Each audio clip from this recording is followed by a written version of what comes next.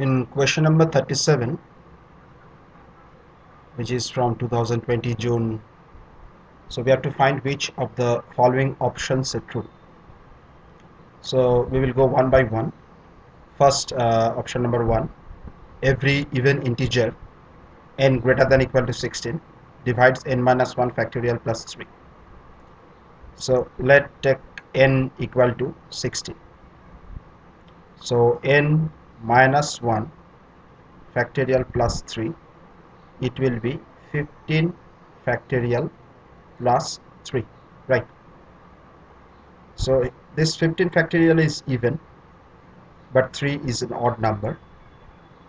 So any even plus odd is ultimately an odd number,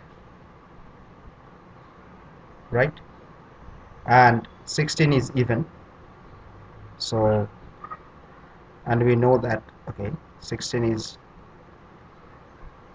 an even number, and even number doesn't divide odd, right?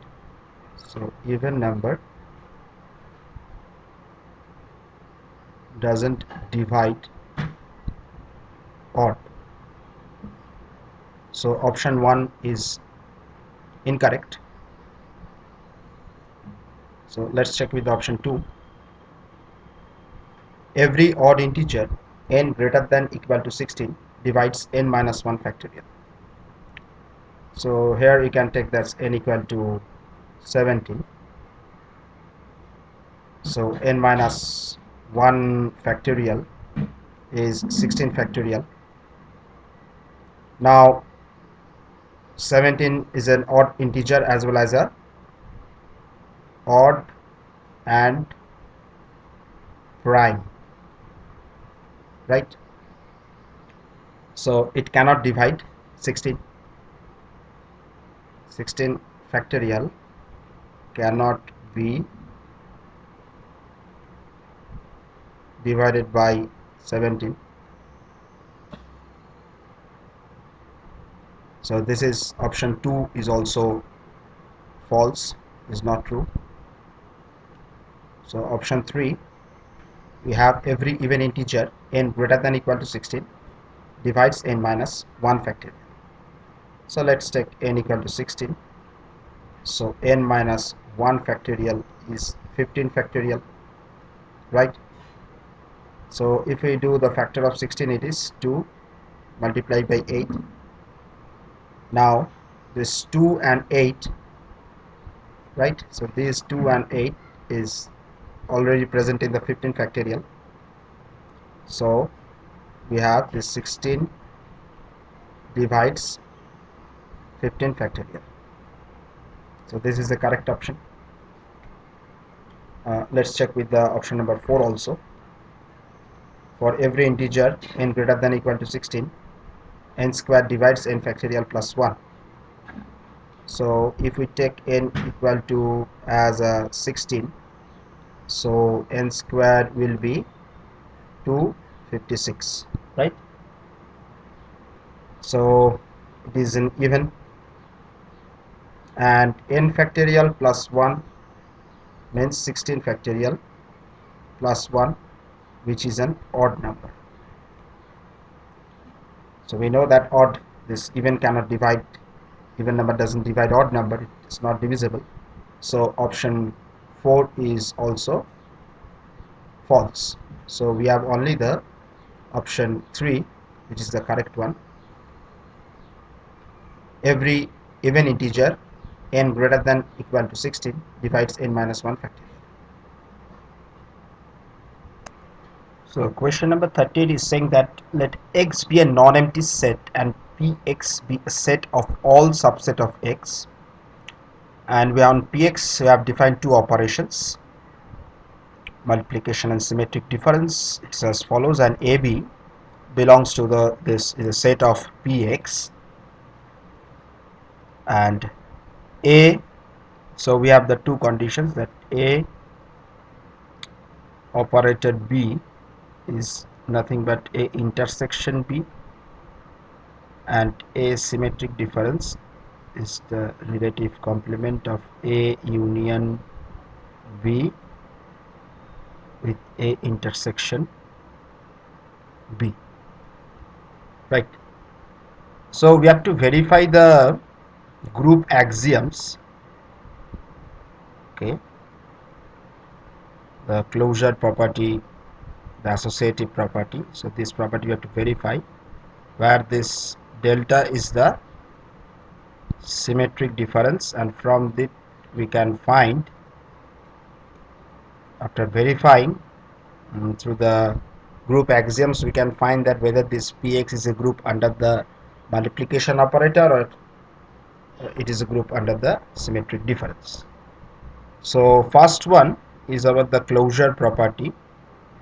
So we will go with the symmetric difference first of all. So A symmetric difference of B, the A union B relative complement of A intersection B, and it is a proper subset of X, right, which belongs to the elements of this Px. So we can say this is the closure property. Now to check with the associative property,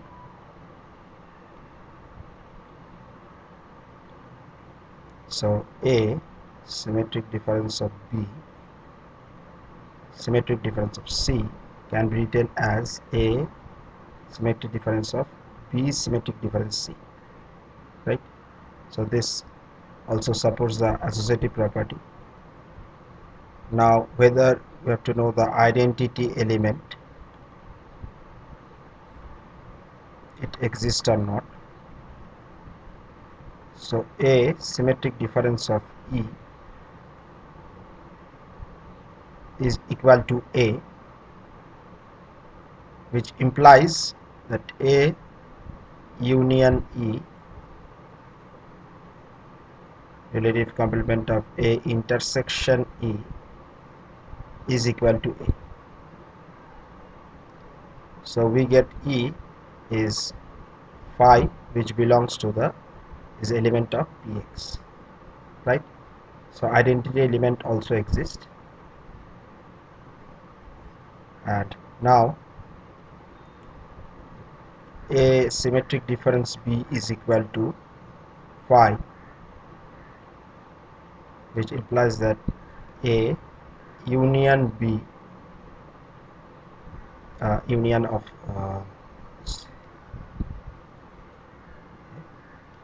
A union E relative complement of A intersection E is equal to this phi, right? So we can write that A union E is equal to the A intersection E.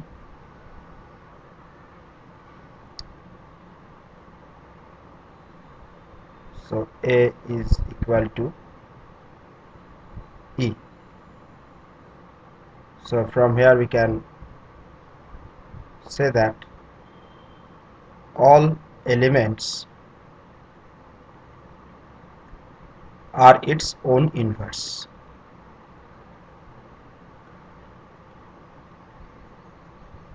So inverse element also exists.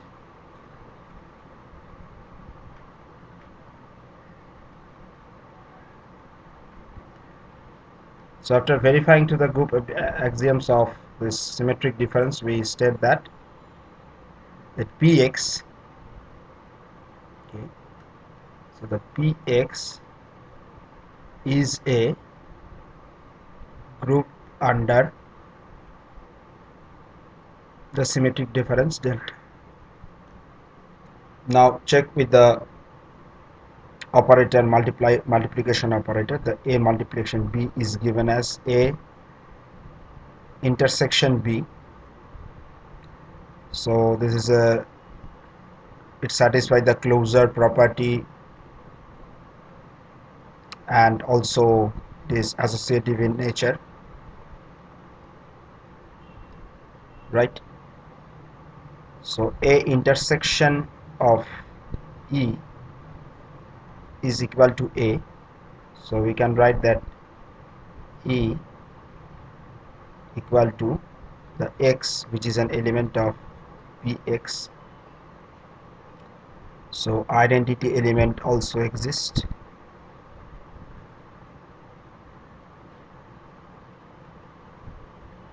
and I have to check whether the inverse element exists or not.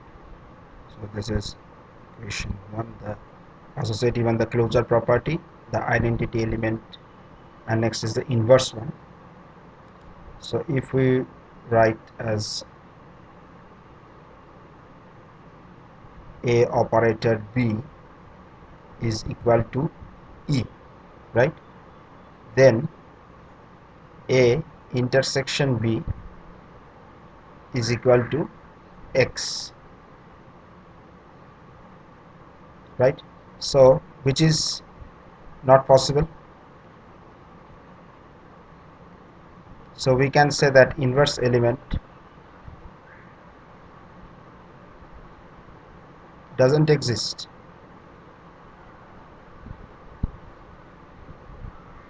So P is P of X